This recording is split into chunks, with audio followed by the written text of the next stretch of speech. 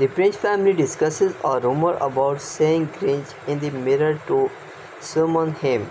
They attempt to say Grinch three times in front of a mirror but do not see him. After some spooky occurrences, they hear a noise and decide to check the front door.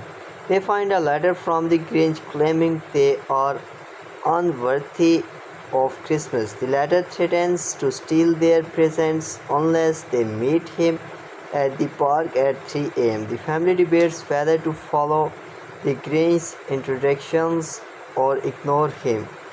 They express fear about the consequences of not complying with the Grinch.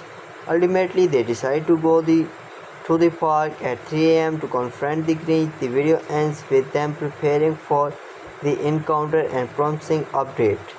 So guys, thanks for watching this video. Hope you like it. See you in the next video. Till that time, take care. Bye bye.